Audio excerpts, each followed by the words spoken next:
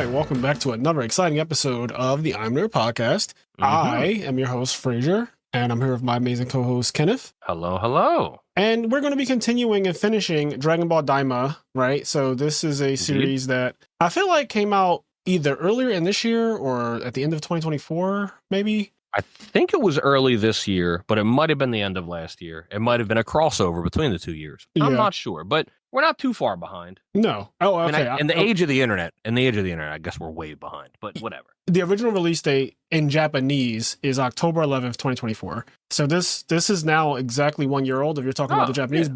But in English, the English dub did not come out until June 15th, 2025. So the English dub kind of just, and I scroll down here, the English dub, wait a second, November 2nd, 2020, the English dub's not even over.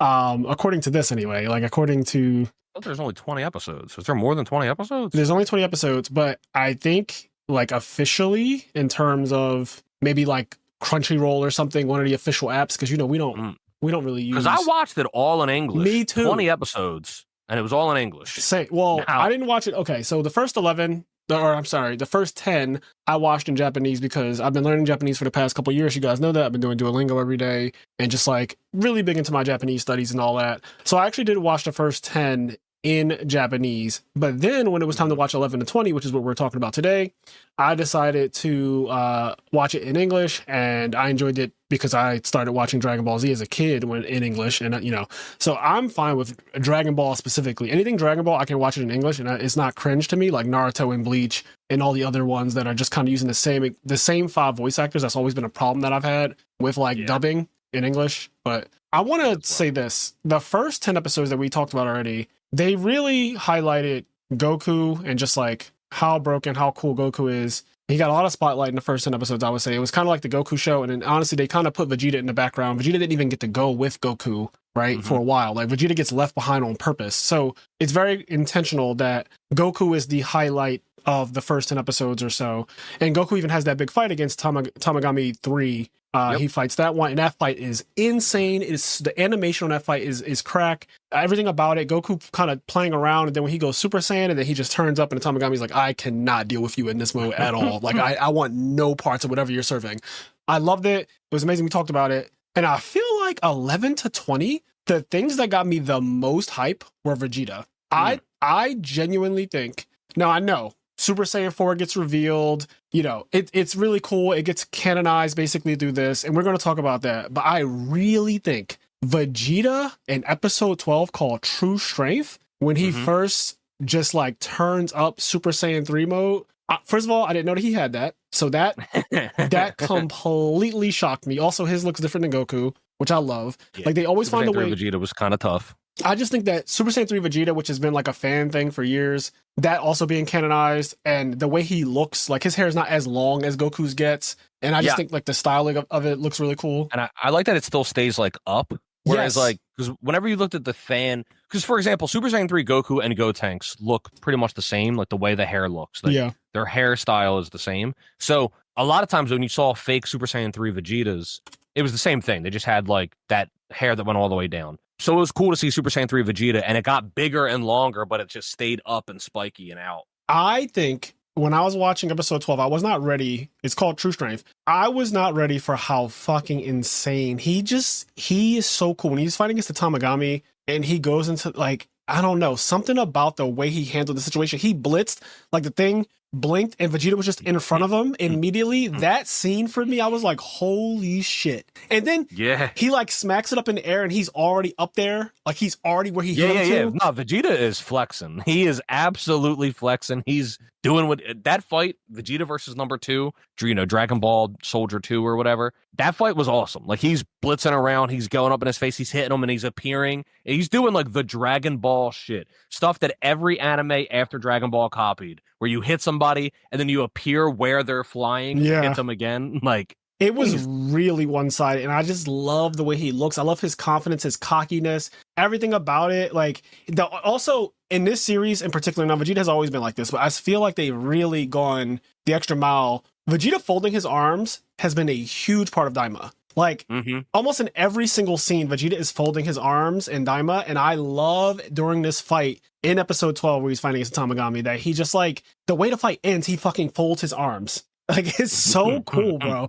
Like, he beats that damn thing into submission, and I have always been a fan of Vegeta because he's my type of character. He's the brooding, cold, I hate everything, but secretly he actually has a really soft spot, for Bulma and for his family and things like that. But he has this exterior that's really hard, kind of like myself. And I've always liked him for that. Vegeta was the best part. Vegeta and certain Vegeta interactions were the best part of this last half of the season for me. And we'll talk about some of those. It's also an example of some of my disappointments. So I'll say this, the second half of the season, I don't think I liked as much as the first half, sadly. I was really excited. I loved the Vegeta fight, like episodes 11 and 12. Yep. To give an overview, I started to get a little, I don't know. Basically, what we get is their own original Namek, and then they fight Tamagami 2, and that shit's awesome. Vegeta. And then what's really cool is at the exact same time, we see Majin Buu fighting Tamagami 1. Yes. If I remember correctly, we're watching both these fights happen at the same time. So Tamagami 1 and 2 were being fought at the same time. We're seeing Majin Buu do crazy shit, and Vegeta go Super Saiyan 3. And then also, the one that Vegeta's fighting, the Namekian that's there, I forget his name. Neva? But he's like, oh, you like fighting? Like, I'll make him stronger. Like, he puts his hand out and makes Tamagami 2 stronger. Yep. Just so Vegeta can fight him more, which is insane. So that was all really hype. And that the problem then becomes, though, for me, is the next episode is they shut down the warp gates, which is fine. And then basically they end up on a giant planet, right? This big mega giant planet. Yep. And they go back to kind of a more adventurous episode, which I think the episode, if you do the contents of the episode on their own, I think is a good episode. But that episode coming after all 3 Dragon Balls are accounted for feels awkward to me. Like, if that episode was episode 5, or if it was just paced differently where some of the fights happen later, I think I would like that episode more. That episode ended up feeling awkward because we just watched the Tamagamis, who, as we've been told, have never been defeated in history. Yep. We watched all 3 of them get defeated, and then they go to this giant planet, and they're struggling to fight a dog. Yep, factually. And I was just like... Also, it felt like filler. I'm just going to throw that out there, too. When I was watching, I think after episode 12, there's a middle section in this season before episode 18. I want to say from 13 to 18 genuinely does give filler vibes. There's a lot of nonsense that I almost wanted to say Naruto making ramen with the Rasengan vibes. It's that, yeah. I agree with you. It was very close to that in feeling. And I think if it was paced differently, if a lot of those episodes just happened sooner, if you rearrange them, I think we like them more because of just where they're placed in the story and being more adventure or whatever. Right. But after we watch Goku and Vegeta fight the Tamagamis, them struggling to fight a dog and a fucking toddler, even though it's a giant toddler, it's still a toddler. And then after that, they fight the military, basically. Oh my God, and the military with the guns. I can't. They're legit struggling, fighting the military. And I'm confused because y'all just fought the Tamagami that have been undefeated for... Also, I know who Goku and Vegeta are, and Piccolo. And y'all are fighting... Y'all are struggling to fight the fucking military. And I'm just... You're absolutely right. So confused. I think that that doesn't make sense. And when I was watching it, particularly the part where they tried to make me believe that the guns were working on the Saiyans. Yeah. I'm going to be honest, Kenny, if we were sitting next to each other, I would be like, cut the shit. Yeah, cut the shit, bro. Okay, I get it. This is the demon world, their technology, whatever. I'm just not trying to hear this, though. I'm not trying to hear that a stun gun works on Goku and Vegeta. I don't believe you. And I really don't feel like I want to explain myself too much, but we're doing a podcast, so I feel like I have to. Guns just don't work on them. Like, we can just, full stop. That's not enough. It's not realistic. It was really... If you even want to give a description, though, just look at the fact that the Tamagami have never been defeated in history. Yep. In thousands of years or whatever, millions, I don't know. Kind of like the Upper Moons just losing all of a sudden in season 2 and 3, and it's like, okay, wait, hold on. You guys said that these have been the Upper Moons for hundreds of years. They've never been defeated before, right? But a Hashira just cannot. They've killed 17 Hashira, bro. Why all of a sudden, and this is not to shit on Demon Slayer, but if I'm comparing things that don't really make much sense, you cannot tell me that something has never been beaten in history. And history in Dragon Ball in this Demon world is thousands of years. History in Demon Slayer is hundreds of years. You cannot tell me that something has never been beaten and you then make it a timeline of centuries. And then all of a sudden, I'm watching the characters who actively beat them lose to stun guns from NPCs. Yeah. It's just like, it doesn't make, because like Goku fought Tamagami 3. And it wasn't close. No, it wasn't. Like, he was having fun. Like, when he went Super Saiyan, it was very clear by, like, the direction of the show, the writing of the show, everything. When he went Super Saiyan, he did it just to show off that, like, hey, it was not close. Necessary. Like, it didn't feel like he went Super Saiyan because he needed Super Saiyan. It felt like he just wanted to show off, hey, by the way, I could do this too. It was never close. Yeah. And then he is struggling with stun guns and NPC soldiers. Like, that. And a dog? They're struggling to fight a dog. Like, it's crazy. And I'm glad I watched it in English. I'm going to be completely honest. For a lot of this, my attention was not fully directed on the show because I realized I was watching what felt like filler episodes. I think that the episodes in between after True Strength, you know, the whole Kraken swallowing Vegeta and everything, I was like, okay, I get it. Like, these things are really big. And then, you know, Vegeta gets out of the mouth of it and it looks like Squidward.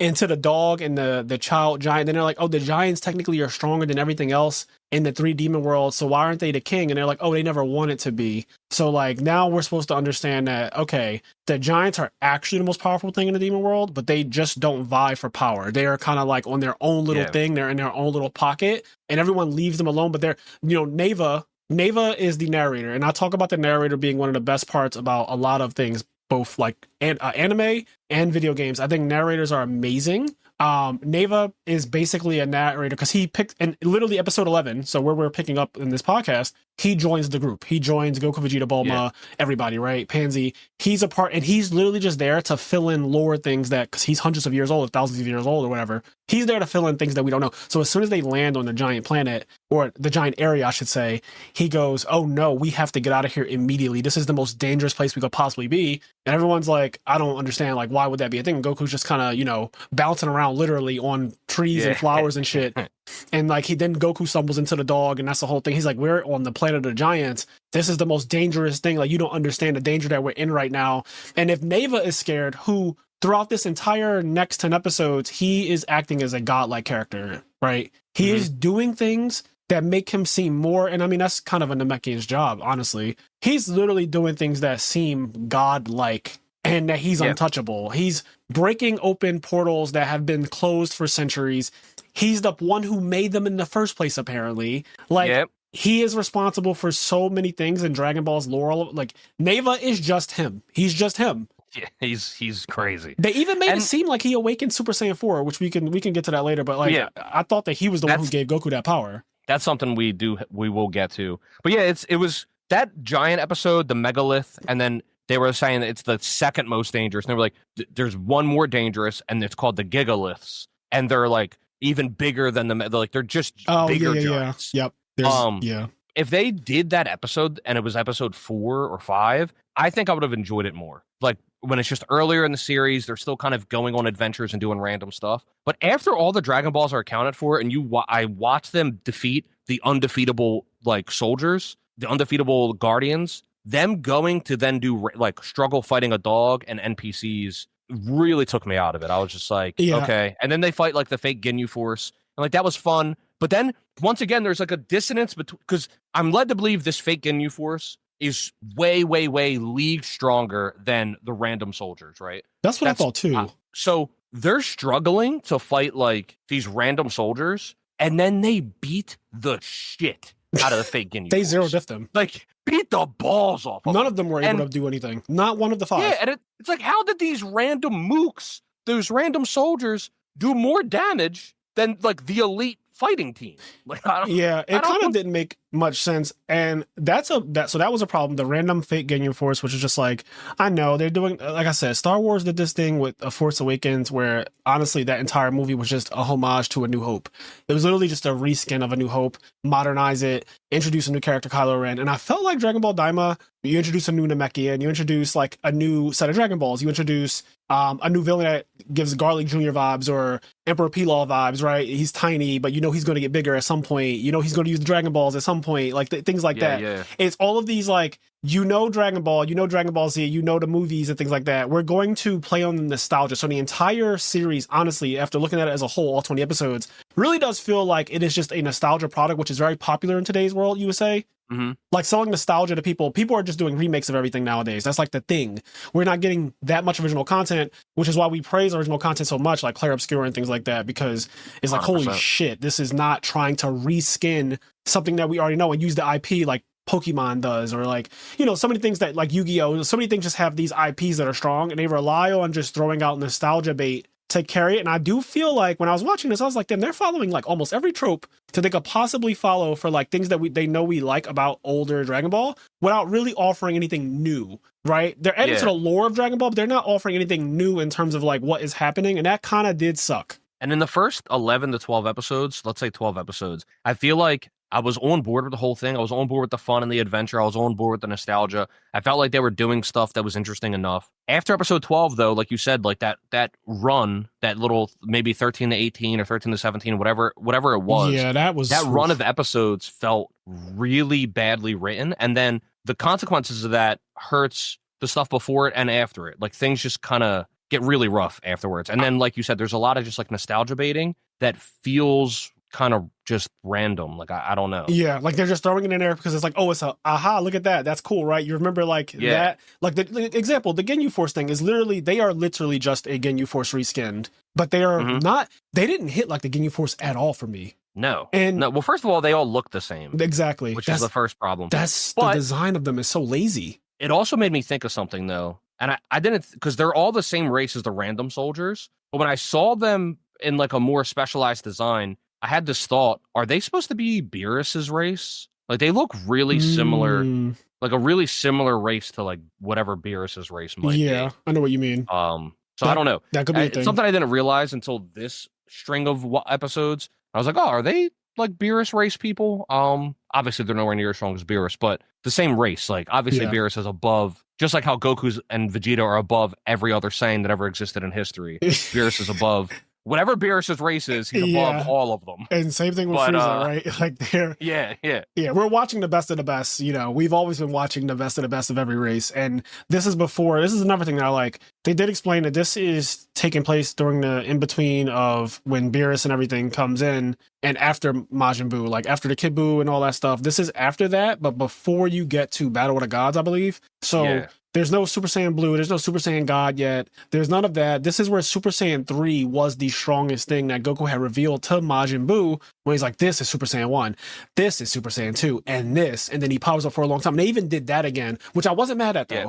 I'm not mad at. Yeah. But when when the entire series feels like it's just doing that, where every moment feels like it's like, oh, you remember this, right? Let me show it to you again just in 2025. I was like, oh, okay, this entire thing, again, A Force Awakens, it's just a reskin of something that they know you like, because it's easy to just give me what you know. Like Goku doing that the first time he did that to Majin Buu was fucking nuts. Insane, right? I'll tell you why I was mad at it. So a part of me cracked a smile just because, like, nostalgia, like it hit me just looking at it. Yeah. But I'll tell you why, like, at the same time, I was annoyed, because 10 minutes before that, they're all fighting. There's a part where basically you get to the end. All of the bad guys, other than the Demon King, all of the bad guys turn good, just kind of randomly. The girl turns good. Like the guy, Glorio, who's been a double agent the whole time, he's just as like good now. Like everybody just is a good guy. All of like the precursor to making you feel like some people are a bad guy and there's a plan and all this, like all of that is just like everybody's a good guy except for Goma. So he gets the third eye, the super demon eye. He gets extremely strong, and they have this crazily insane animated fight where it's everybody. It's Tamagami 1, it's Majin Ku, Majin Du, Goku, Vegeta, Piccolo, everybody fighting Goma all at the same time. Just boom, boom, a huge fucking fight, right? And then eventually everybody's like gassed, they're fucked up, they can't beat him. And then Neva, the Namekian, walks up to Goku and like puts his hand on his chest and like pulses energy into him, which then like we go into Goku's mind and we see his DNA and he grows his tail and Goku goes Super Saiyan 4 as like a baby or whatever. Yeah. And it's like, holy shit, like Frazier said earlier, Neva gave Goku Super Saiyan 4. Did you interpret it that way? Because I interpreted it. 110%. I was like, when Goku at the end of it in episode 20, because literally in episode 20, the final episode, he's talking to Vegeta, and he explains that he got it just by training. Like, he already had it going into this. And I was like, wait. What's the agency of Neva doing that part, though? Bro, at the end of episode 20, like you said, they're talking, and Goku being, I do like the shade, because Goku's stupid, but he's not stupid. No, Goku's not book smart. I need people to stop saying Goku's dumb. He's not. He doesn't go to school. He's not book smart. He doesn't know math. Goku's not stupid. Right. Okay. He's shady as fuck. He's shady as fuck because he's like, oh, good job, Vegeta. Like, you learned how to do Super Saiyan 3. Like, specifically congratulations. Specifically the word finally. Yeah. I want to, because I'm a shady person. Yeah. Specifically, the word finally was used. He said, you finally got Super Saiyan 3. And I was like, hey, fucking yo. Like, that word is so strong. And then Vegeta catches the shade, because Vegeta is actually book smart. He's a fucking, prince and everything. So he had schooling and he's really smart. Vegeta picks up on the shade immediately. And he's like, what? No, it was a different form. It's super. And he just named some bullshit. He called it Ultra Vegeta 1. Yeah. Ultra Vegeta 1 is wild. But Goku, man, just like the shade of it all. Shady, but like you said, he says, after Majin Buu, I realized I needed to be stronger, and so I trained, and that's how I got Super Saiyan 4. So Goku talks about he trained after Majin Buu, and he himself unlocked Super Saiyan 4 on his own just by training after fighting Majin Buu, which doesn't make sense because we watched Neva basically give him Super Saiyan 4, is what it all looked like. And then, so here's to go to the part that I didn't like, where he was doing, this is Super Saiyan 1, this is Super Saiyan 2. I didn't like this scene, because he's doing that. Goma, everybody's already seen them go Super Saiyan and whatnot. Yep. So him doing this is like, okay, whatever. Goma's watching it. And then when he goes, this is Super Saiyan 4, and he goes into Super Saiyan 4 as an adult, it's this big reveal, and it gets treated as a reveal. Vegeta is like, no, that's impossible. And somebody else is like, oh my God. Like, the crowd is reacting like, holy shit, what is Goku doing? He's like, they didn't literally just watch him do this as a kid. They watched him do it 10 minutes ago. Like, 10 minutes ago, they watched Goku do this. So then when he shows off Super Saiyan 4 and the whole crowd reacts like, holy shit, what's Goku doing? I was like, what do you guys just watched him do this? What are you talking about? It kind of didn't make sense at all, weirdly enough. I was like, why are we acting surprised? You just watched him go Super Saiyan 4, and then Goku's acting, and then it's just weird because it looked like it was given to him. And then when he goes it a second time, everybody acts like they didn't just watch it happen. The continuity is really bad in this, right? I guess that's what the issue is. The continuity doesn't make sense. And then at the end, he's just like, oh, I unlocked this all on my own. Then it's like, wait, then what was the scene with Neva? So the whole thing around Super Saiyan 4 just felt weird. And then finally on Super Saiyan 4 itself, I think it looks cool, but I do like the original design with the black hair more, because I feel like the pink on pink clashes too. The pink head hair with the pink fur and the pink eyebrows, I think clashes too much. And it washes everything's pink. Yeah, whereas like the black hair with the pink fur and the that ends up popping a bit more. Yeah. So I even think the original SS4 design just looks better as well. I do like that they kept, and in terms of the SS4 thing, I love the fact they kept the gold pants. I love the fact that like it still is the same style. You know exactly what it is when you see it. So when you told me about this last week, you were like, oh, like Super Saiyan 4. And I was like, oh yeah, I did hear about that in time. I kind of got spoiled a while ago because the internet, just scrolling the internet, and it's like, oh shit, Super Saiyan 4 just got canonized in Daima. And I was like, well, I was going to watch Daima. I'm still going to watch Daima at some point, but I was like, damn, now I know what's going to happen in that. But I forgot. I completely forgot. And then last week you reminded me. I was like, oh, okay, yeah, I did know about this already technically. It's not really a spoiler for me anymore. And also, I know what Super Saiyan 4 is because I watched Dragon Ball GT like every other human being who liked the Dragon Ball Z back in the day. And so, like, when I saw it, I immediately go on Discord and I messaged Kenny. I was like, oh, so like this is literally just straight up Super Saiyan 4. I'm thinking that it was a redesign. Like when I say redesign, I mean a real it's a recolor. But it's not a redesign. Right. Like this is, no one would ever see this and think that this is something other than Super Saiyan 4. If you showed this to somebody who never saw Daima and didn't even know that Daima existed, and you said, what is this image? And you put the image of Goku as an adult in Super Saiyan 4 from Daima, they'd be like, well, that's Super Saiyan 4. It's like the hair is there, but it's Super Saiyan 4. Like there's no question on what it is. A couple things, continuity, I think is what we've been talking about this whole time. And that's the issue kind of with Daima is you show us these Tamagamis who are supposed to be these gods they set up in episode 1. Yep. They set them up in episode 1. They showed them all 3 of them, and they're like, no one has ever beaten them. The Dragon Balls are impossible to make a wish with. No one's made a wish in the demon world ever. No one's even seen this fucking red Shenron. So it's like, you set up this great lore about the Dragon Balls in the demon world, and there's only 3 of them. So that makes it, from a setup standpoint, episode 1, they had such a good foundation because it laid out this super arduous task. Like, holy shit, it's going to be hard to get those. It's going to be so hard to get them. And there's only 3 of them, which makes them feel more weighty. It makes it feel like getting 1 is so precious because there's only 3 of them. But then they kind of just get them without much struggle, which is a little disappointing.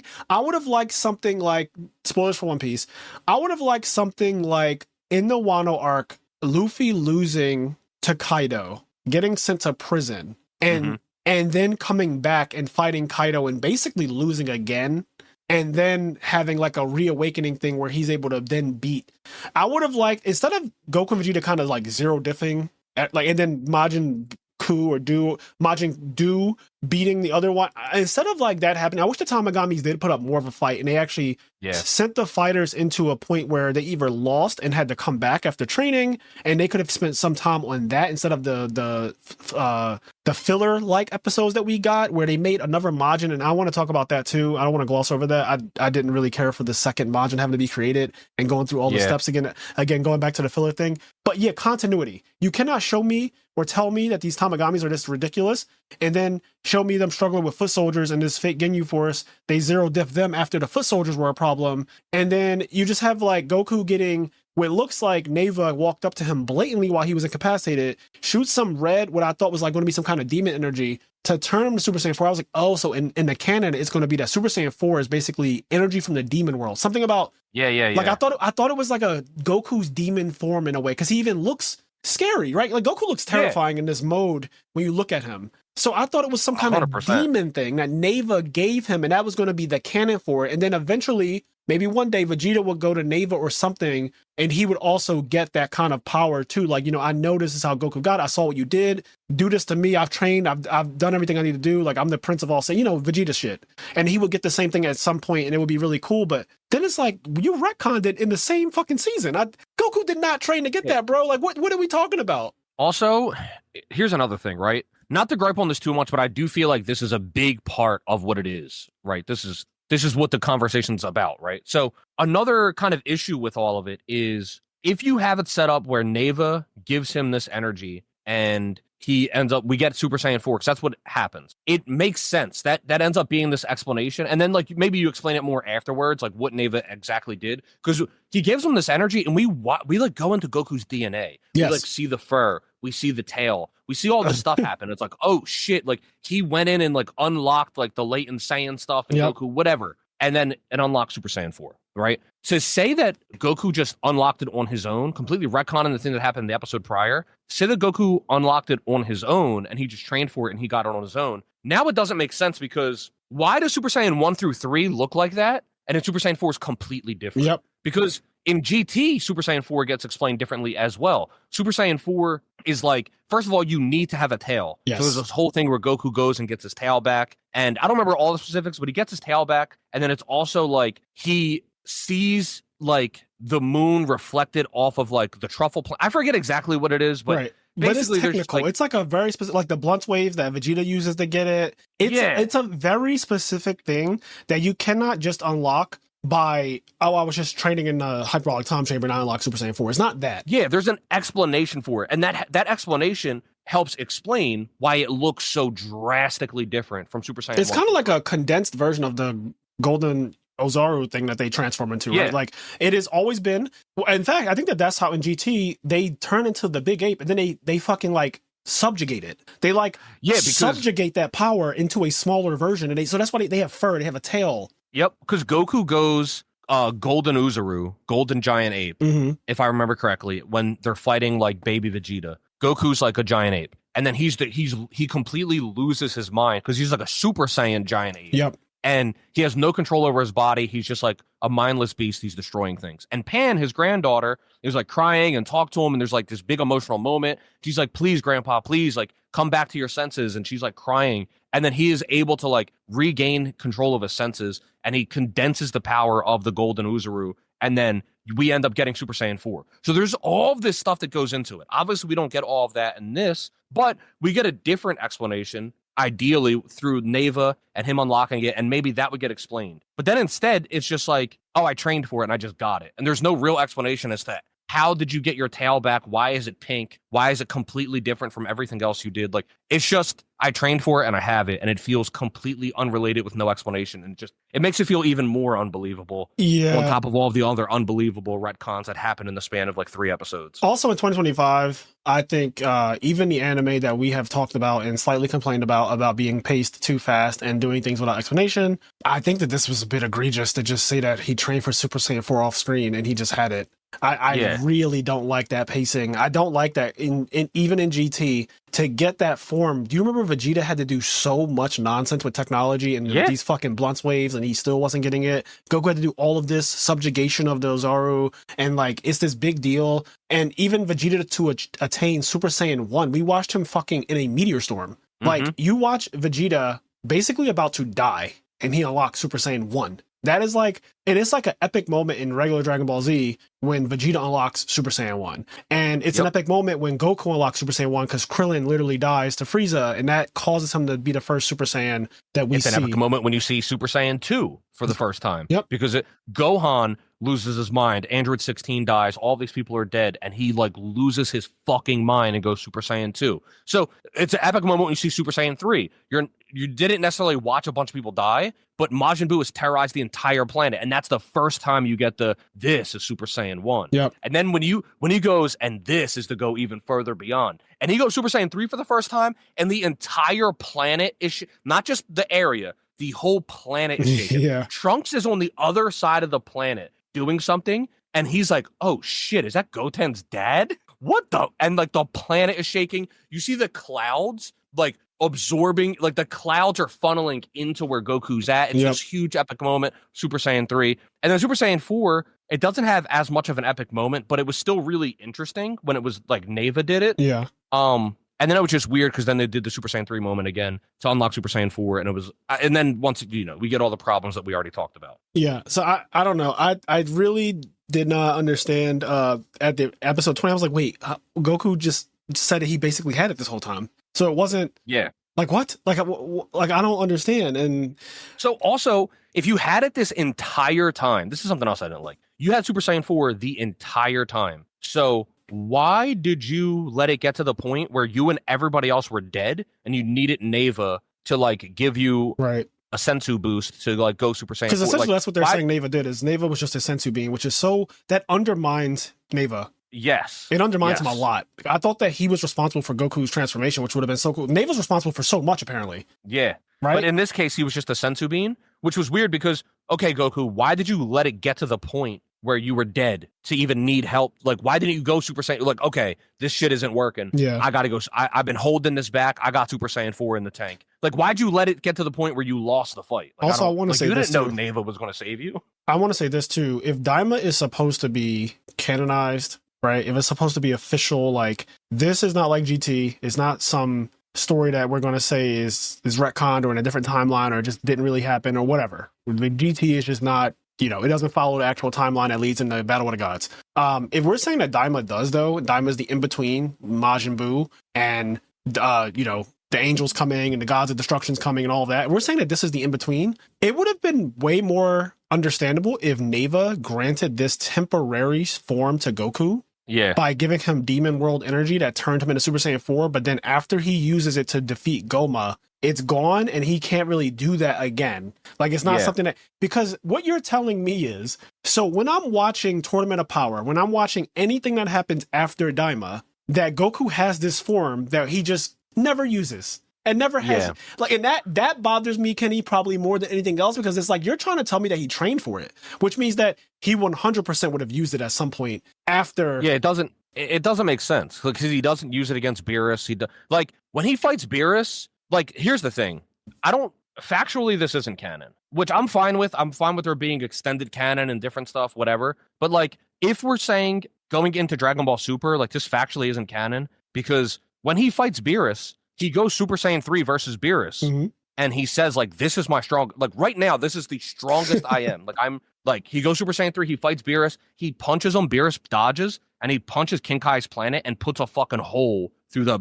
whole King Kai planet. He's Super Saiyan 3. They do this whole thing, they fight him again, and then, like, when they go to unlock Super Saiyan God, they're like, oh, we need another power. That whole time, the premise is, like, Goku's like, I have nothing. Like, there's nothing I can do. Right. There's nothing else I can try to fight Beerus. There's no Super Saiyan 4 at this time. And then, like, they get Super Saiyan God, etc. So while he's fighting Beerus, Super Saiyan 4 doesn't exist. So yeah, and I really just, I don't like that. Basically, this is yet another story that's been told that just isn't linked to anything, because it logically cannot be linked to the real storyline, which I don't really like that. I don't like that they're going to be, I guess, making, because there's like a 10-year period or something between where Dragon Ball Super starts and where DragonAll Z ended. I don't like that they're just going to be inserting these stories that are just nothing then. Like, yeah, at some point, I think they just need to continue with Super. Same. Right? Like, just continue Super. Like, just same. allow it to just keep going forward. Like, we don't need, also, you know what they really need to do? They need to end the Super era.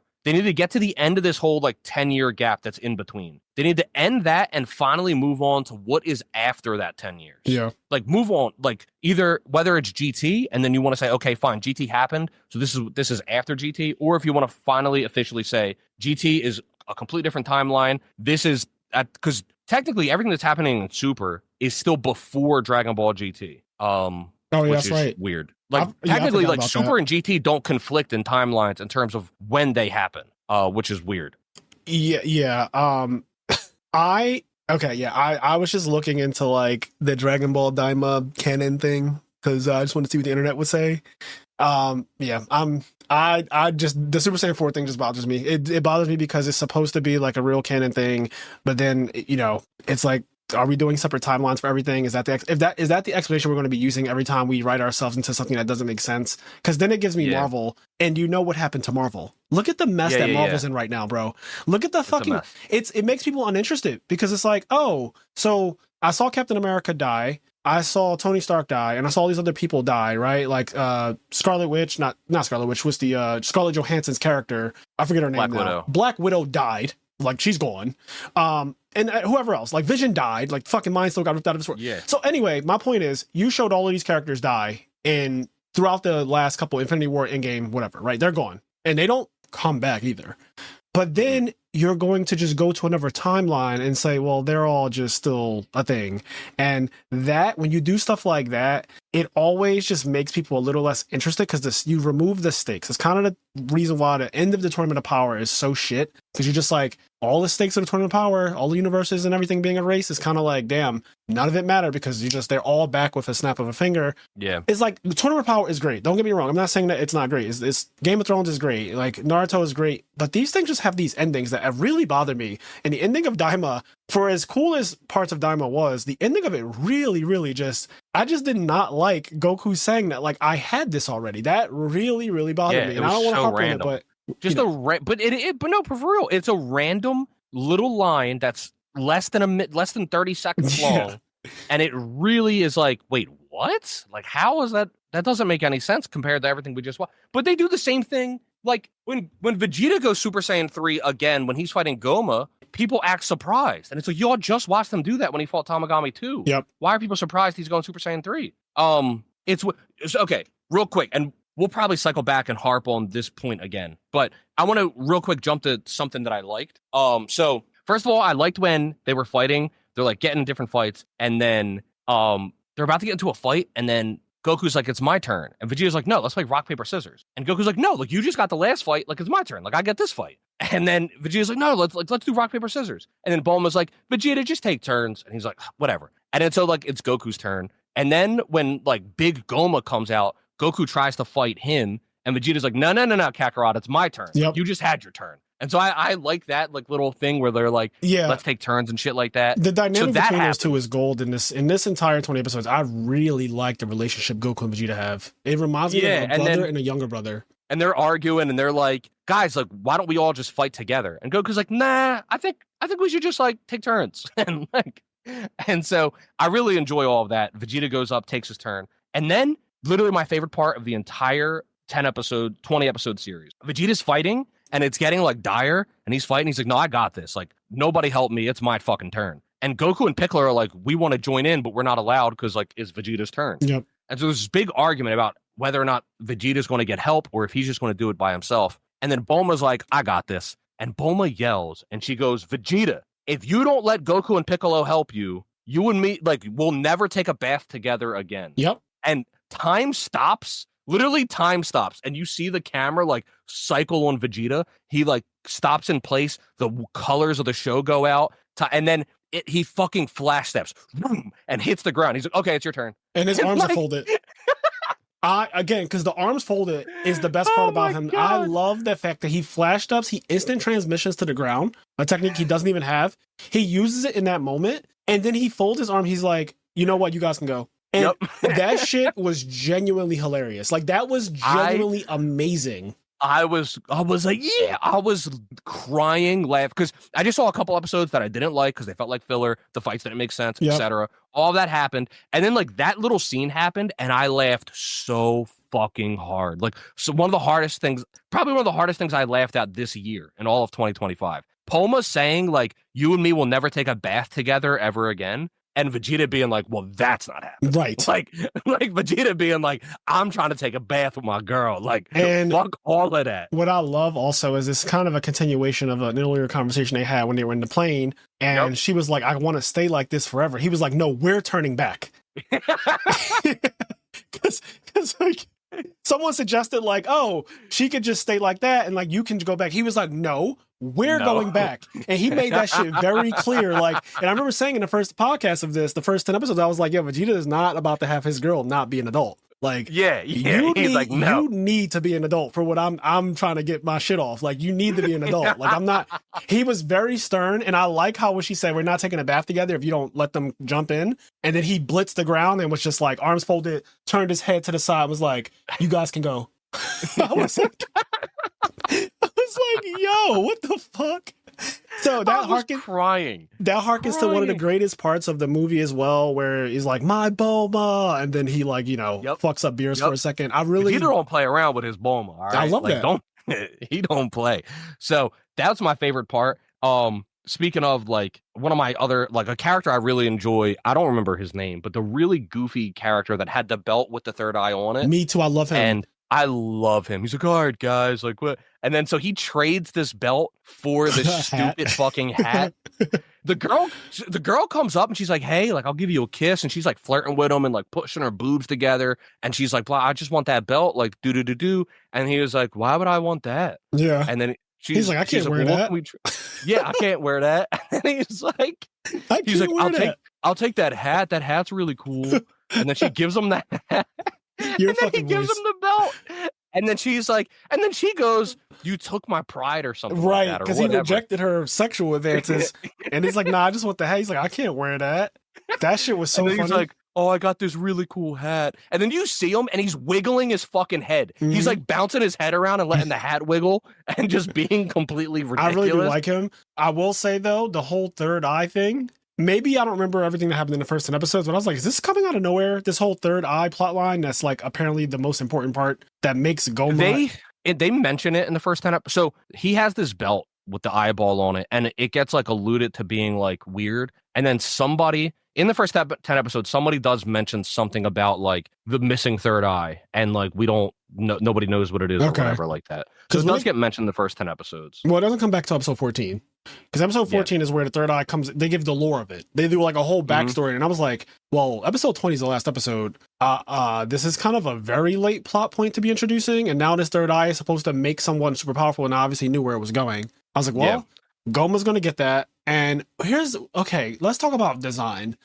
Remember how in the first 10 podcasts we did, I said, man. Yeah, we were excited. I said, Goma looks like a jester. And I love the way, like, he kind of has that clown, old school jester look to him. And I could see when he transforms, he would be like, tall, obviously some muscularity into him or whatever. But he would just look so fucking awesome and like really dope when he transforms. Because usually when characters like that transform, they do get a redesign in their adult-like form. They don't just become bigger. But I felt like Daima was handled very lazy. Goma just got muscular and bigger. Actually, he just got big. He literally just got big. Also, once again, it didn't look like this when he was little, But when he got big, once again, I feel like they were just reusing designs, reusing ideas, like with Super Saiyan 4 and some other things. When Goma got big, his outfit just looked like the Jiren outfit. Yeah. Like it literally just looked like what Jiren is wearing. Yep. I couldn't stop staring at it. I was like, well, this is the exact same color. And everything. Yeah, it looked exactly like Jiren's outfit. So it felt really unoriginal. It's like, well, this is kind of random. Right. And I thought... And he's just big. He's just big with muscles. Yeah.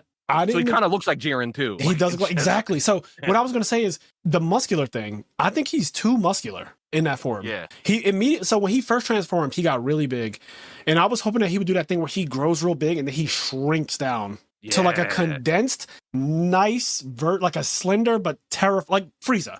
I'm basically saying a Frieza-like version of him that has a slender but muscular body, not this like Zangief. He became it didn't fit his personality, I think, to be that big, is what I'm getting at. I agree. I don't think Goma he's a kind of a temper tantrum throwing, a spoiled brat. Him getting into that big muscular Zangief vibe, I was like, this doesn't really fit. It genuinely does not fit. He should have been like a trickster magician, like he should have been doing these weird like portals and like he should have been doing weird shit. Does he have a scepter?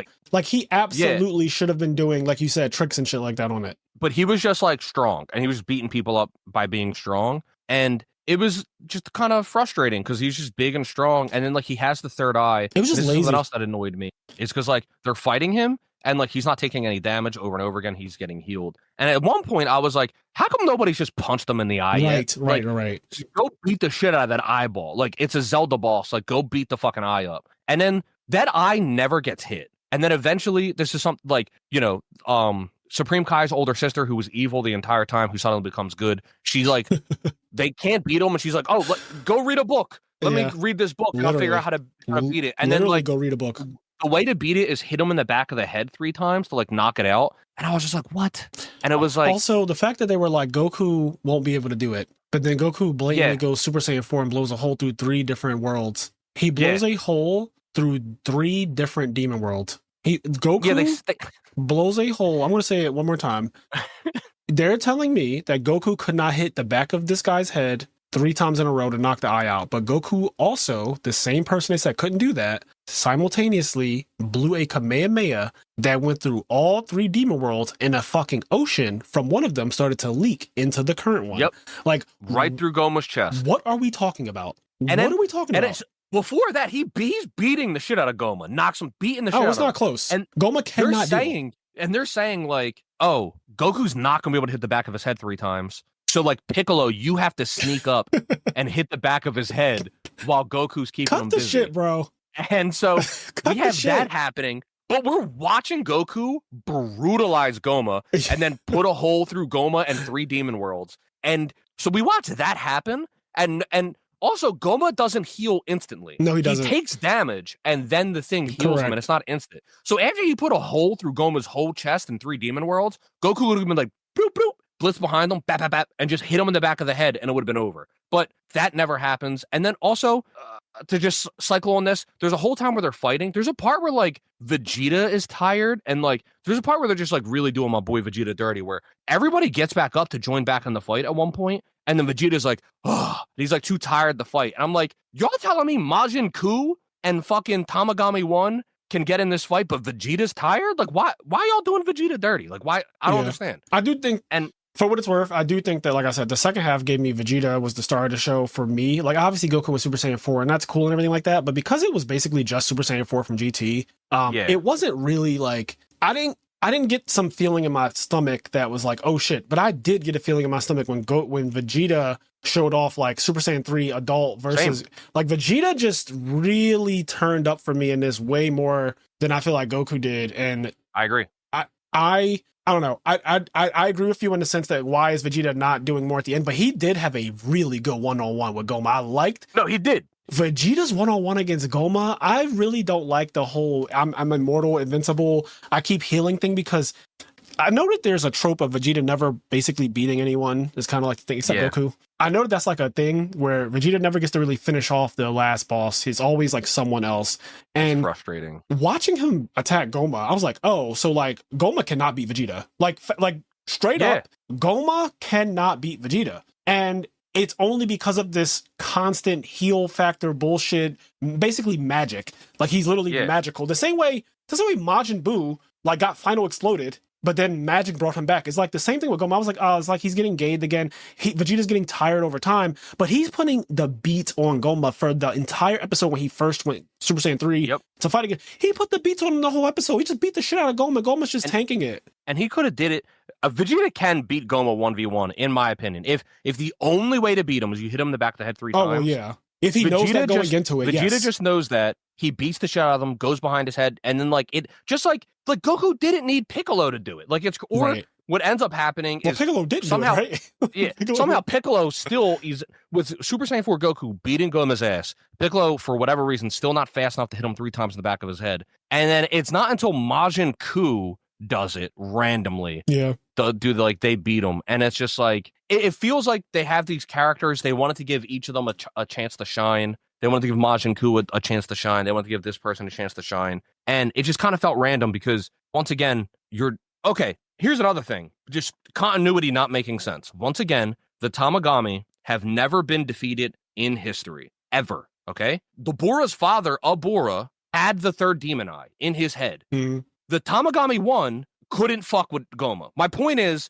in what universe is Abora, a demon king, a vicious demon king, a brutal person? How did he not get the 3 Dragon Balls? Right. Like, how was he with the 3rd demon eye with constant healing not able to beat the 3 Tamagami? But Goma was able to fight Super Saiyan 4 Goku, Piccolo, Super Saiyan 3 Vegeta, Tamagami 1, Majin Ku, Majin Du. Like, Goma's able to fight all of these people. But mind you, Goku, Vegeta, they're able to beat the Tamagamis no diff by themselves. So, like, how was Abora or anybody else that had the 3rd demon eye never able to beat the Tamagamis and get a Dragon Ball wish ever throughout the history of the demon world? Like, it just doesn't make sense. Yeah, I agree. I think this is kind of like the Superman movie where, you present evidence of it just being like nonsense with the whole, okay, you have a version of Clark Kent, you have a Superman that literally looks like him and basically is him. It's a clone, right? He literally looks like him in every possible way. You give him a haircut and he's Superman. You can make him go around and kill people, record it on a fucking GoPro, upload it to the internet. If all it took was to doctor a video of his parents saying that you're here to enslave people and that's what made everybody in the world turn on a person who's been there for years helping everyone, if that's all it took, then you can just do this. So the whole movie really doesn't make sense off of just that premise alone. And then Goma getting the 3rd eye and zero diffing a Tamagami and zero diffing basically everyone else because he keeps healing through everything. No matter what, Super Saiyan 4, 3, he's healing through every possible thing. It's like, okay, well, if this is the case, then how has no other Demon King been able to fuck with the Tamagamis? Like, these guys have been beaten by a Majin that got made 2 episodes ago that only needs a cookie to beat a Tamagami. Like, cut the shit. Like, cut the shit. Absolute shit. Yeah, so I didn't really care for the Majin Du whole plot point of you need a second one because the first one wasn't strong enough to beat one. He's kind of like a coward type of character. So they make this next one whose design is also just like whatever. All I kept thinking of when I was watching Dragon Ball Daima 11 to 20, I kept thinking about DBZ Fighters. I kept saying this is a really brilliant way for them to add new characters to DBZ Fighters. That's all. I don't even play that game, but I know you guys play that game, and you were telling me that it's getting new characters and it's getting like an update, and I was like, that's really cool because basically they're just doing that for the love of the community. Basically, like the game is loved. Like when it came out, and for years after, it was really really big, and a lot of people played it, and there were tournaments for it and everything like that. So the game is like a loved game that people want to play. It's basically the best Dragon Ball fighter game, and so I really appreciate that about it. But when I was watching, it's like I can't put the feel like they're just selling, like it's all in cahoots to basically promote fighters and to add, like now you're going to have, in theory, Majin Ku, Majin Du, Goma.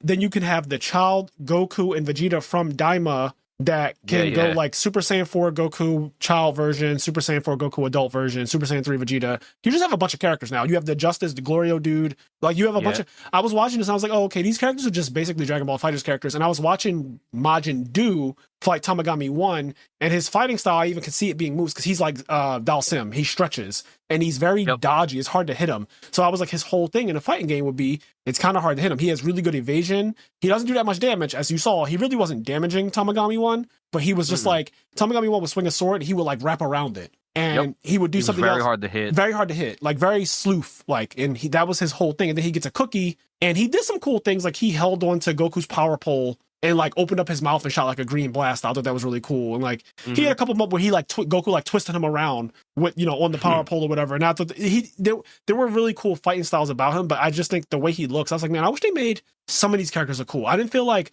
I got disappointed with Goma's evolution. I got disappointed with I thought the second Majin would actually be him. I thought he was going to look really cool. And then he became this like, I don't know. He just didn't look cool. Yeah, it's I don't know. It sucks because like I am, for anybody who thinks, you know, there's certain things I just wanted to be, I am a Dragon Ball fanboy. I'm a super fanboy. I can justify anything in Dragon Ball. I love it. But I do think Daima, especially like after episode 12, like episodes 13 to 18, and then even up to 20 with certain things that happen and retcons or whatever, like there's stuff in Daima that I think is like objectively bad. Like I have to just be honest. I have to be real. Call it out. And I have to call it out. That's what I think someone who really loves something does anyway, though. You get to a point where when we're younger, right, it's like your adoration for something can make you blind. And then I think we get to a level of maturity where your adoration is still there, but then you can also be honest and be like, okay, but this objectively is just not good. Yeah. And that's okay. Not everything is going to be Tournament of Power level, amazing, break the internet. Mexico is literally renting out a fucking stadium to watch it type thing. You know what I mean? Like, not everything could be that cultural reset moment. Daima did not do that. Daima was not like, it didn't culturally reset the internet. Like, Super literally reset the internet when it came to Dragon Ball. It could have, though. Imagine. It could have. It absolutely could have. Dude, because think about what happened to the fucking world. Like, when Ultra Instinct happened. Oh my god. When that song, like the dun dun dun dun dun dun dun dun dun dun dun dun, and like he's sitting there and fucking he absorbed, and then when you like the internet, like you said, Mexico rented out a fucking stadium illegally and like showed that episode to thousands of Mexicans. Like they were just there, and like Shonen Jump and Toei Animation were like, hey, you guys aren't allowed to do that, and they were just like, fuck it's you. Done. Like, what do you want us to do? Like, it's fucking done. We saw it. You gonna take it from us? Come take it from us then. Yeah. Like, if they could have built up, like, this Super Saiyan 4 could have been this crazy, hype, insane, like, pop-off. Yeah. But I don't think it hit the internet. I mean, it didn't hit the internet the way Ultra Instinct did. Because, like, Ultra Instinct was so big that it reminds me of Pokemon Go, how it hit the world. Like, Pokemon Go reset the planet, and Ultra Instinct reset the planet, too. Like, Ultra Instinct, people who don't even care about Dragon Ball had to know about Ultra Instinct against their will. Mm-hmm. Like, I saw those posts that were like, everything I know about Ultra Instinct was against my will. Like, I saw a lot of people posting now who are like, they're like, everything I know about the Tournament of Power is against my will. I don't even watch I'm not a Dragon Ball fan. You know, I like this is what I'm into. And they're like, everything I know about Ultra Instinct Goku was against my will. Like, you couldn't escape it. You could not. My mom knows about Ultra Instinct. You could not escape it, bro. Like, you couldn't escape it. It was on the news. I remember watching that with my little brother, and we were like on the bed. And when that happened, we were literally, I'm a grown ass man. We were jumping on the fucking bed. I was like, oh shit. I was jumping up and down. Like, I was freaking the fuck out, just bouncing around. My brother's jumping around. Oh my God. And we're just freaking the fuck out. When like the Super Saiyan 4 thing happened, it was just like, okay. Because, like, especially when the little one happened, like, he just, like, got, to my perspective, he just got given the power up. Yep, that's what I still thought it was cool, but, like, he just got it given to him. And then, like, you know, we saw him, like, a little teenager version, running around doing shit. And then when he does it again as an adult, and then, you know, all that stuff that I've already explained that I didn't really like, it just felt like, it was weird, because if they just saved it, but when they did the, this is Super Saiyan 1, this is Super Saiyan 2, it felt like they were revealing Super Saiyan 4. Right. But it was like, you guys aren't... I just watched you do it. Yeah. Like, why are you doing, like, a big reveal for it? I just watched it happen with no epic buildup. Like, it just happened. And then after it just happened, you're then going to give me an epic buildup to it happening? I don't understand. Yeah, no, I absolutely agree. I think the animation in the last fight was really well done. You know, shout out to them for doing really good fights. Like Vegeta versus Tamagami 2 was really good. Mm-hmm. The same way Goku versus Tamagami 3 was really good. Majin Buu versus Tamagami 1 was not very great. It was just like him being a weirdo and everybody being confused on his fighting style, and then him just being fed desserts or whatever. He powers up from desserts, and that's his whole thing. I can't say I'm not interested in the character. I would be more interested in him when he's a character in the fighting game years from now, whatever. Whenever that happens, I'm sure it's going to, though. I feel like he's 100% going in fighters. He just gives me that entire entire vibe. Even Majin Ku gives me that vibe too. I would have liked Majin Ku so much. I actually like Majin Ku, Me the too. first one. Me too. I actually like him. They could have just done more with him.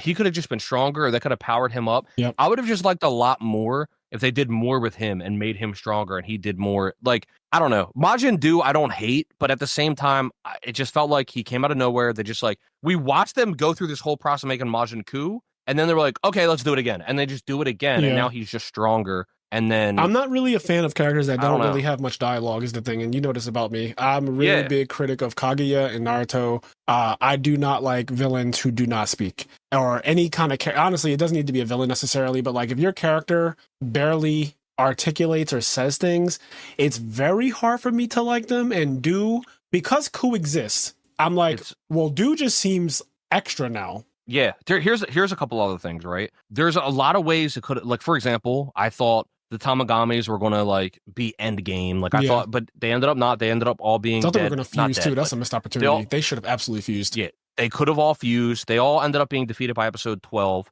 So it's like, okay. That's true.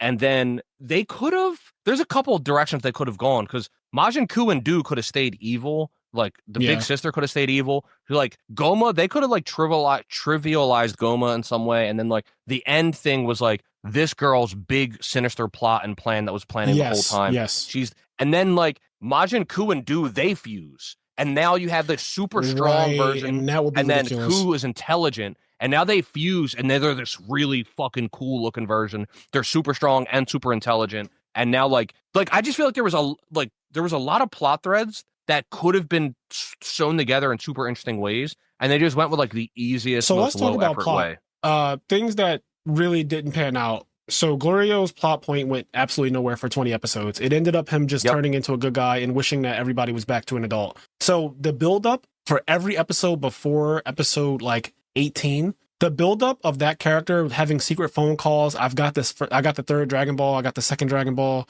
I'll meet you at the spot.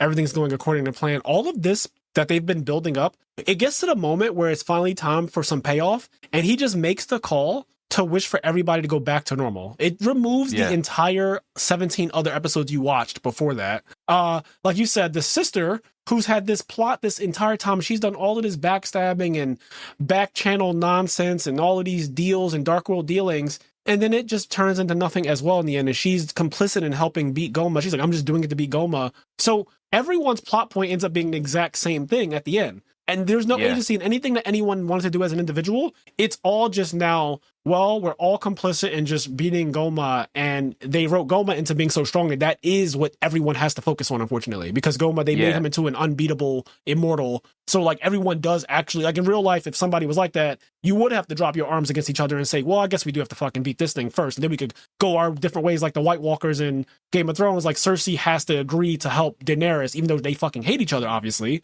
But you have to help me because the White Walkers are going to wipe out everybody after they're done with us. So you have to help. Yeah. It's that same plot line, but then it removes what is good about Game of Thrones, at least, is that Cersei said she was going to help and then she didn't. Yeah. And it could have been the same thing with the sister. The sister in this, Arinsu or whatever, she could have been like, I'll help. And then she wishes for something that is not help. She like uses it and does some wild shit and she becomes like stronger than Goma or something like that. Whatever. Like I'm not the best writer, but I can at least critique a story when it's not well written. Yeah, I mean, they just kind of, a lot of things just kind of fall apart at the end, unfortunately. And it just doesn't really make sense. Like, even with her, I get it. She's like, no, I don't want to be the leader. I don't want to be the demon king. Like, that's so beneath me. Like, that's not my ambitions. But then, like, the seat is open and she still doesn't want it. But, like, she wants to make the demon world feared across the entire universe. And it's like Majin Ku becomes the demon king. And once again, I like Majin Ku, but it feels really random that there's nobody in play. Oh my God, I just remembered. Here's another thing I didn't like, even though I love this character. Pansy's father, he's like Brooklyn king of Demon World 3. I like him a lot. I love that character. Absolutely love him. He's so funny. There's a part where they're like, oh, he's gearing up. He's going to come meet you guys in the Demon World 1. And Pansy's like, she's seen Goku and Vegeta work. And she's like, tell my dad to just relax. We don't need him. We don't need his help. Like, he needs to just rest. So then Goku, Vegeta, Piccolo, everybody is just losing to random soldiers and their guns. And then, like, they actually end up needing her father shows up in a spaceship, blows them up, shoots them, like, does all, like, he ends up saving Goku, which is fucking like, I love the character. I love him. it makes zero sense that he saved Goku and Vegeta. Like that, it doesn't make any sense. Yeah, Neva should have been the only one saving people.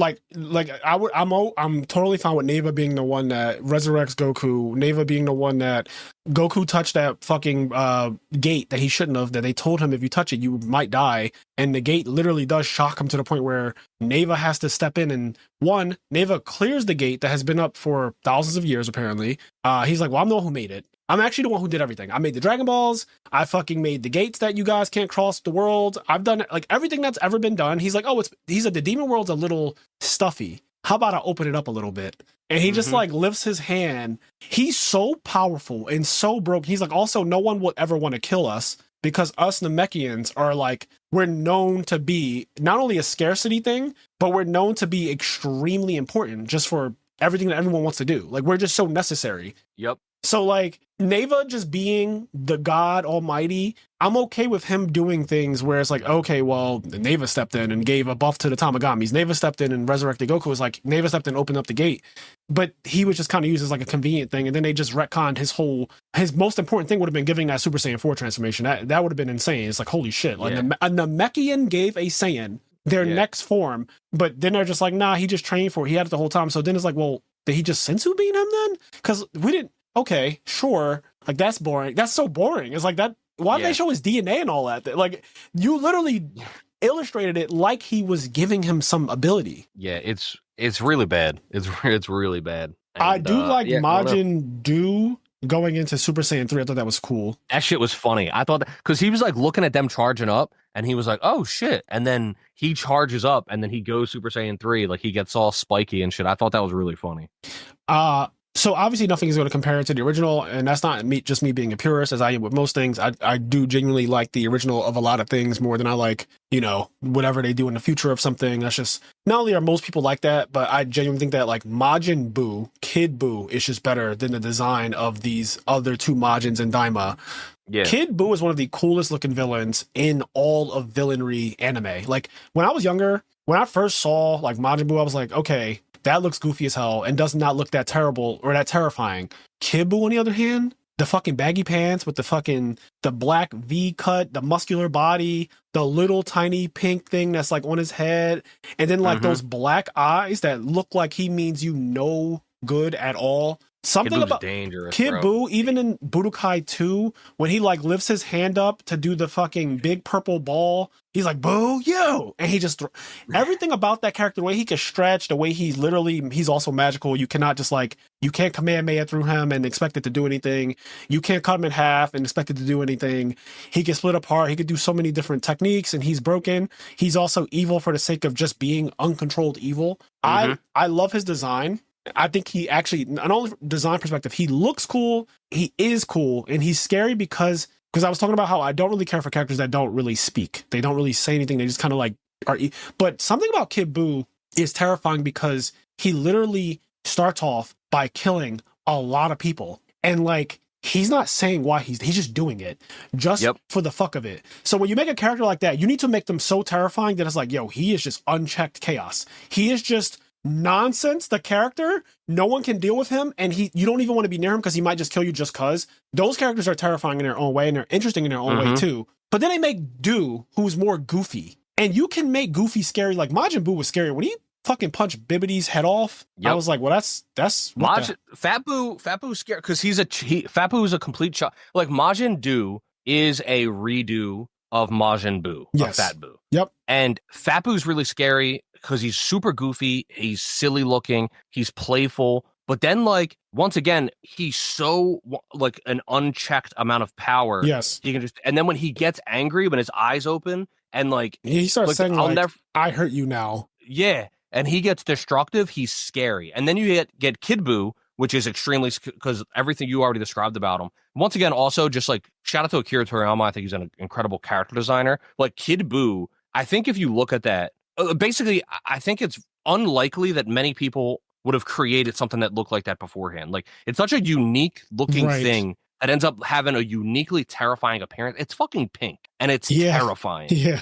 And it's done in such a really cool, interesting way. And Majin Do just feels like a redo of Fat Boo and just a lot less interesting because of like just the way it all came together. Yeah, and like we saw him be made, and he was made really easily, whereas making Fat Boo took a lot of effort. There was an entire series where all this Majin energy needed to be gathered, and several fights needed to happen just to give energy so that Majin Buu could be born. Whereas this one was just like plant a seed, and then he's born. And he just like, if you give him a cookie or a brownie, he becomes super powerful. But then like his fighting style is still so like playful and dodgy. And I just wish that at some point they did make a cool looking character in Daima. I don't think Goma's big form looked cool. It was too muscular, and it didn't really fit his personality leading up to it, where he was like a temper tantrum throwing kid. And then you have Majin Ku and Du, who also don't look cool to me. Like I just Googled Kid Buu to make sure I'm not crazy here, but like Kid Buu looks really cool. Super Buu, he looks cool. Super Buu looks amazing, especially Super Buu with Gohan's fucking outfit on. Like, insane. Super Buu absorb Gotenks. Like none of the villains look cool, and to be fair, none of the villains ended up being villains anyway. But Goma doesn't look cool when he powers up, which we thought he should. I think the Tamagamis look cool. They do, yeah. But like they get no diff to episode 12, and they're not villains either. So it's like they're not villains either. Yeah, but, it's just a letdown to me, like the design. So it's just there's a lot that I was sad when I was watching it. Like once I got into like the middle of the second half of the season, where I was a little sad because I was watching it and I was like, man, like I'm kind of I was like, like you're I'm just not watching really it to get through it basically at that point. Yeah, that's how I felt when sad. The dog, the giants, and all that little blip with the giants.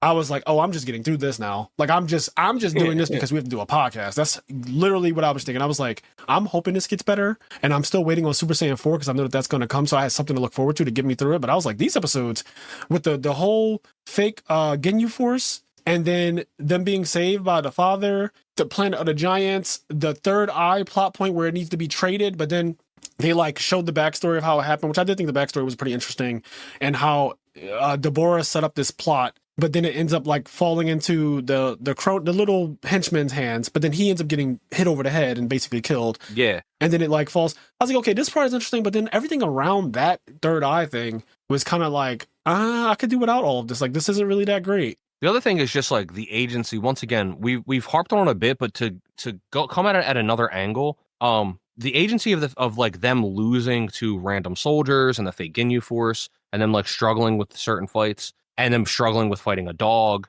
It's like, once again, all the Tamagami were defeated by episode 12, and so all of the fights after that, there's no agency, because when they're introducing the fake Ginyu Force, I already don't. They're like, they're like, oh, we're so strong, we're the best, and they're like, hey, just so you guys know, these guys beat Majin Buu, and they start laughing like, yeah, okay. So like, I already know these guys aren't on the level. Like they're nowhere near, like they're not on. So you're introducing me to characters, you're showing me things, and so you're putting me in front of fights that I know don't matter because the Tamagamis have already been defeated. If they did something like no one has ever collected more than 2 Dragon Ball, like nobody has ever been able to defeat Tamagami 1. Yeah. And then so like they beat Tamagami 2 and 3, and like they get those 2 Dragon Balls, but it's like no one has ever defeated Tamagami 1. And then so now it's like, okay, there's still room to believe they can lose fights to some other people. Because the problem is, they said, we already know Goku is Goku. So he's already set up to be stronger than everybody. Then they spend multiple episodes proving to us, Goku's still Goku, by the way. Yep. He's stronger than everybody. Even in his kid form. Like, he beats everybody, the Tamagami, everything that comes his way. So now when you're introducing new characters to be roadblocks,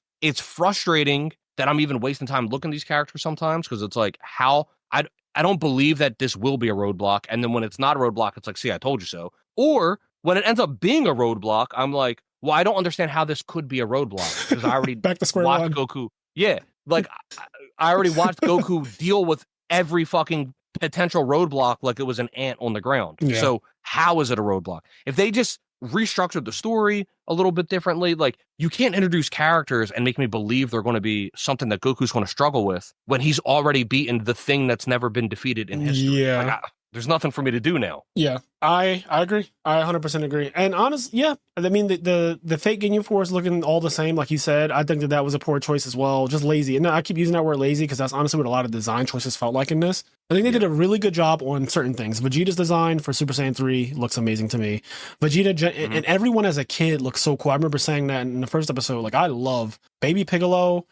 We already saw young Goku multiple times throughout the series, like just Dragon Ball as a whole. But Baby Piccolo, Baby Vegeta's so adorable like that. Like, oh my God, I love that version of Vegeta, bro. Like, he's so adorable because he's still so like angry and cocky. And just folding his arms and turning his head, doing his little Vegeta thing, but he's so small, and he was still like, kill me and everything. I just love like Vegeta in that mode is so cool, and how he's just still competing with Goku. And I like that. I even like how blunt they were about Goku being stronger than Vegeta in this 20 episodes of Daima. Mm-hmm. Like, there were multiple times where they said, damn, that guy Goku is really strong. You're saying that there's another one of him, and then there were other points where they'd be like, well, he like Goku, you're like Vegeta would do something and they're like, you're telling me Goku's stronger than that? Yeah. Because I think like somebody blatantly said, I think Pansy said Vegeta just did something wild. Like, he transformed in Super Saiyan 3 and he was doing like wild shit. And she was like, holy hell, like he's insanely powerful. And then they were like, and Goku's stronger than that. Yeah, and it's like, oh shit. And so I do like that there is a blatant, they're close in power, but Goku is stronger. And I do like that that's always kind of there, just like Goku is stronger. Vegeta's always kind of like playing to catch up.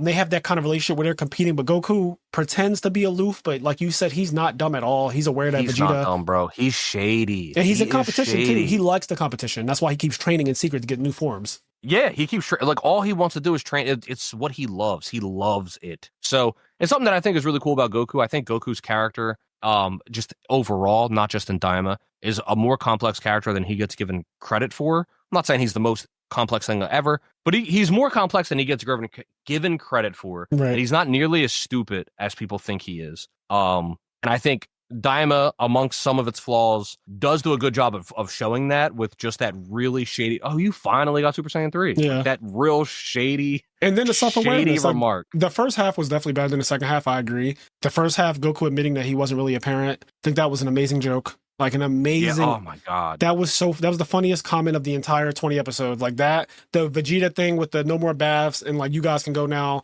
Like, those moments were gold. If you know Dragon Ball Z, those moments are so good to you because that's the like conversation that everyone was having is, Goku wasn't around. Like, Piccolo raised that boy, and I do love that. She was like, you don't seem like a father of two kids or whatever she said. And then he was like, well, I wasn't really there. He was like, I wasn't really there. The self-awareness of that is so... My heart dropped, bro. Like, when he said that, I felt something in my stomach when he said that. I was like... And then I wrote, A fucking yo. My notes say, A fucking yo. Because I just did not expect Goku to be that self-aware. Like, and this goes back to him not being dumb. He is aware. Like, yes, I in some ways, I have shortcomings as a father because I wasn't around when my son, was coming up, and that's a real thing. Like, I don't appear like a dad because I kind of just wasn't in certain ways. Because he is, he still is a father to those boys, but he wasn't around like some other fathers might be always around their kid and everything like that. It's just cool. It's just little things like that just add to the overall character of Goku. He's still that guy though. Like, Gohan and Goten are proud of their dad. Yeah. You know what I mean? Well, like, you can't not be. Yeah, dude, I love this. Is just like, once again, like, if you grew up watching Dragon Ball, when you get to like, if you watch all of Dragon Ball Z, when you get to, because Gohan never really wore Goku's clothes, so when you get to him coming back from Supreme Kai World and him like, they want to give him clothes or whatever, and he's like, can you put me in my dad's clothes? Like, can you? And when Gohan's wearing the orange gi, like, he's wearing like the Goku orange gi, and when he goes to fight Super Buu and beats the shit out of him, it's like, yo, like, this is fucking so cool. Yeah, I agree. All right, well, I don't have much else to say about this. Daima was a good watch overall. Like, I think it was worth watching, I should say. Yeah, it's a fun watch. And it definitely has its shortcomings, is like the summary of it, where they could have done a lot of things better to make it. They could have just made it better. I feel like a lot of lazy things happen. I think we both agree that some of the designs, some of the plot points just kind of seem weird and rushed, or they just circle back to this doesn't make sense.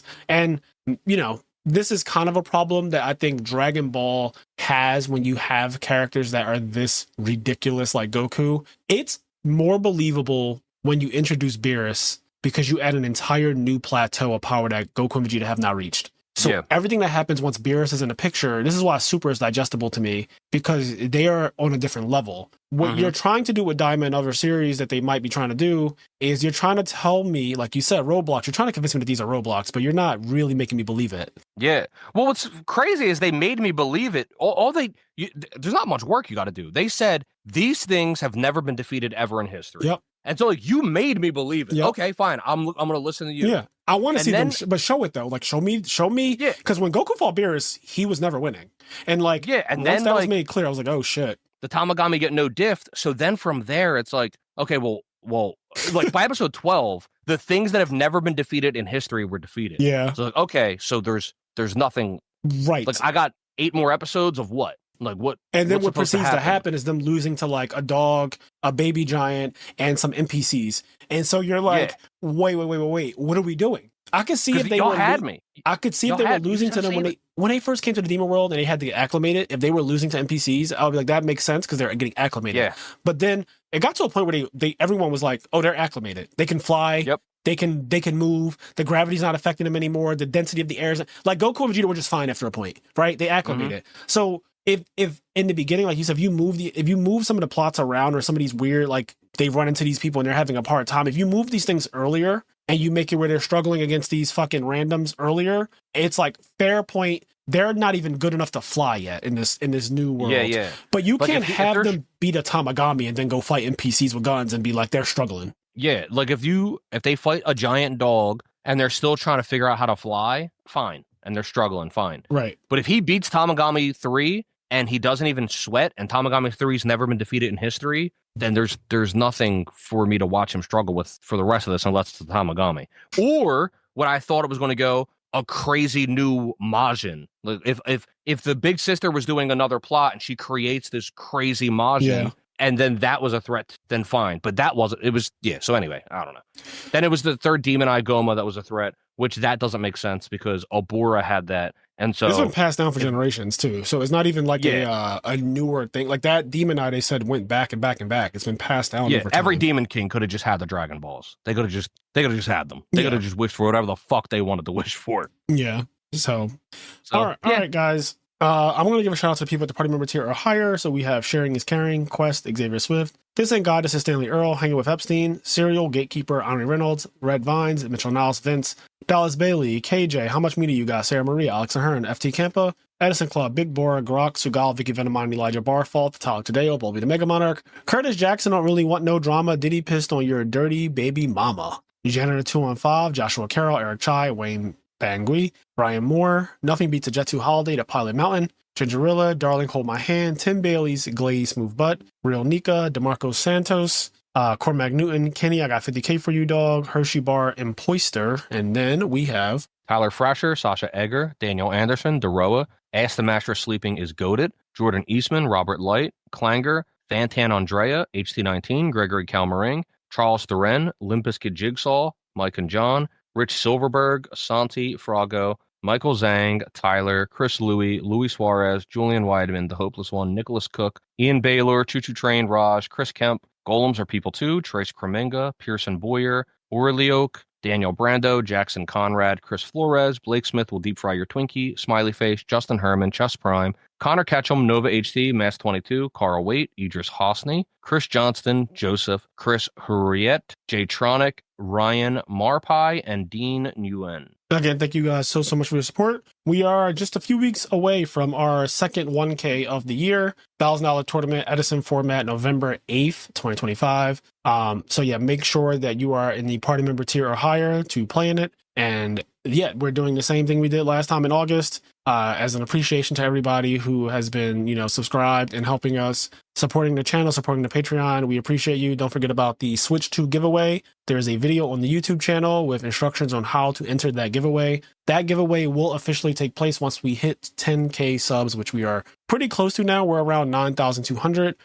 So yeah, once we hit that 10K, we will be officially doing a live stream like we have for every other giveaway where we blatantly show you who gets picked. We'll pick like 10 names, right? We'll have a picker choose 10 names, then they'll be added to a roulette wheel, and then that roulette wheel will choose. And so, yeah, somebody will be going home with a Switch 2. Excuse me. But somebody will take it home a Switch 2. And I would ideally before Christmas, we'll see though. We have a lot of work to do in terms of getting people to subscribe and everything like that. But ideally before, that would be nice. But yeah, subscribe to the channel if for whatever reason you're listening to this and you're not subscribed. Hit that subscribe button, enter the giveaway, play into 1K, and yeah, that's about all I got. Enjoy things that make you happy, as I always say, and that includes enjoying Part of Daima, but also critiquing it. Mm-hmm. Indeed. So long, Gay Bowser. So long.